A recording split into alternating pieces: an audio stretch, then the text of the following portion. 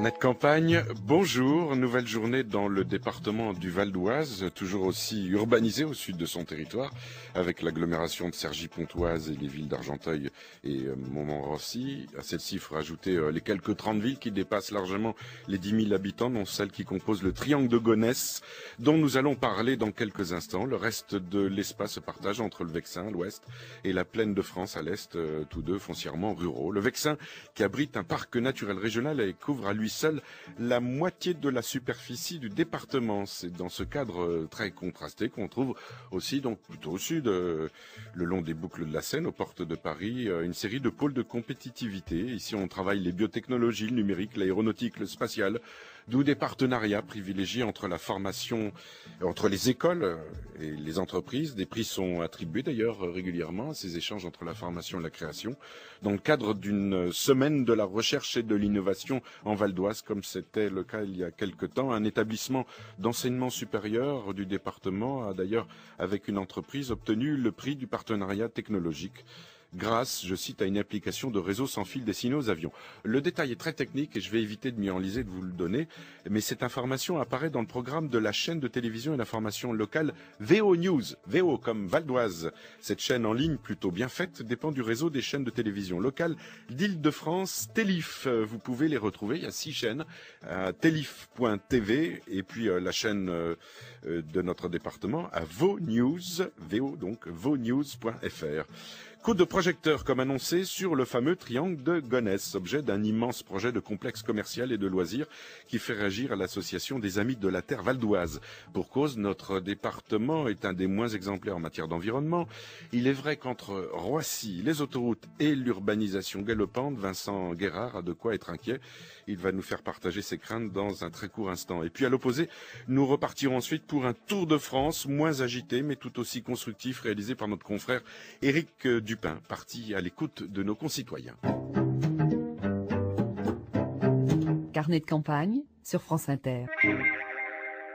Paraît-il que des navires disparaissent encore dans un lieu qui correspondrait au triangle des Bermudes. Il y a un autre triangle, c'est le triangle de Gonesse, où il y a des zones agricoles qui disparaissent et on en connaît les raisons. C'est beaucoup moins mystérieux que le triangle des Bermudes. Vincent Guérard, bonjour. Bonjour. Vincent, vous présidez l'association des Amis de la Terre du Val d'Oise. Le triangle de Gonesse, donc, absorbe de plus en plus de terres agricoles ? Alors, le triangle de Gonesse est effectivement aujourd'hui dans le collimateur d'un certain nombre d'aménageurs, et notamment d'Imauchan, la filiale immobilière d'Auchan, qui compte y installer un centre commercial géant sur 80 hectares de terres agricoles qui sont actuellement utilisées, avec pour clientèle potentielle les touristes de l'aéroport, et le tout accompagné d'une piste de ski indoor. Et comme d'habitude, on nous promet des milliers d'emplois, enfin bon, on nous promet la lune, mais la réalité, c'est que ce sont 80 hectares de plus qui s'envolent, qui sont urbanisés à jamais pour des résultats très incertains. Vincent, vous dites 80 hectares de plus, il faut préciser les choses parce que là, on pourrait dire, ah oui, ils sont en train de pinailler. C'est 1000 hectares qui ont disparu en 3 ans. Alors dans le Val d'Oise, c'est 1000 hectares qui ont disparu en 3 ans. Vous savez qu'à l'échelle française, c'est un département tous les 10 ans et maintenant tous les 7 ans. Oui. Donc je vous laisse faire le calcul, mais dans le Val d'Oise, ça veut dire qu'en quelques générations, à ce rythme-là, il n'y aura quasiment plus de terres agricoles, sauf des zones protégées à l'extrême ouest du département, si tant est qu'elles demeurent protégées. Je ne sais même pas si la moyenne n'a pas fondu depuis. C'est effectivement 46 000 hectares qui disparaissent pendant cette période partout en France. Alors, les agriculteurs qui sont sur place sont dédommagés. Il y a des résistances, il y a des négociations. Alors, la résistance s'organise. Tous ceux qui sont sidérés par ce genre de projet ont créé un collectif qui s'appelle Collectif pour le Triangle de Gonesse, qui fédère un certain nombre d'associations. Évidemment, dans la majorité des agriculteurs qui travaillent sur ces terres, c'est leur outil de travail, donc ils ne demandent qu'à conserver leurs terres.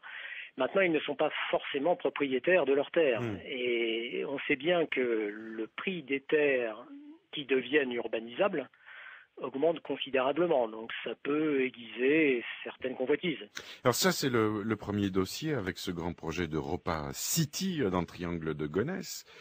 Il est vrai que le département du Val d'Oise a été très très mal classé en matière d'environnement. On le dit lanterne rouge parmi les départements français. Vous avez évidemment aussi la dépendance du Grand Paris avec une politique de développement des axes routiers et autoroutiers.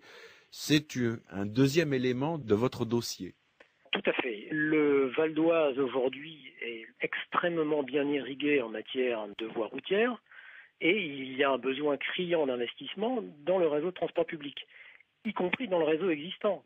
Or, qu'est-ce qu'on constate? Qu'il y a encore des centaines de millions d'euros qui vont être dédiés à la construction de nouvelles autoroutes, et notamment d'une autoroute urbaine rebaptisée Avenue du Parisis, dans le sud du Val d'Oise, en plus donc en zone urbanisée, pour un coût de presque 1 milliard d'euros.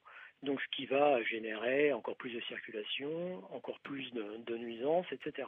C'est incompréhensible. Nous, ce qu'on veut, c'est que tout soit dédié enfin au transport public non polluant. En sachant que vous êtes à proximité de Roissy-Charles de Gaulle, avec les nuisances sonores, atmosphériques, et une particularité, vous avez un trafic en hausse plus un trafic nocturne. Exactement. Là, c'est un problème plus général. Vous savez que le transport aérien aujourd'hui est intouchable, alors qu'on sait bien que c'est un transport qui dépend essentiellement des ressources en pétrole, et qui par contre, lui, génère, ne serait-ce qu'en gaz à effet de serre, en pollutions diverses, des nuisances qui sont croissantes. Donc c'est aussi un des énormes points noirs environnementaux du département. Il y a une manifestation, un pique-nique manifestation prévue sur le triangle de Gonesse le 19 juin prochain. Tout à fait. Tout le monde est invité. Tous ceux qui souhaitent que le triangle de Gonesse reste à vocation agricole et naturelle. Vous trouverez de plus amples précisions sur le site internet du collectif pour le triangle de Gonesse, donc le nom du collectif qui s'est organisé pour défendre le triangle. Vincent, vous avez toutefois des interlocuteurs auprès des collectivités territoriales? Alors nous leur avons écrit, nous attendons de les rencontrer. Pour l'instant, ce n'est pas encore le cas, mais nous porterons notre voix auprès d'eux, autant que faire se peut, si tant est qu'ils nous reçoivent, bien sûr. Alors, vous allez trouver à notre page Carnet de campagne, donc le site dont Vincent vient de vous parler, pour le collectif et la pétition, et puis celui des amis de la terre.org, aussi à notre page. Merci Vincent et bon courage. Merci à vous.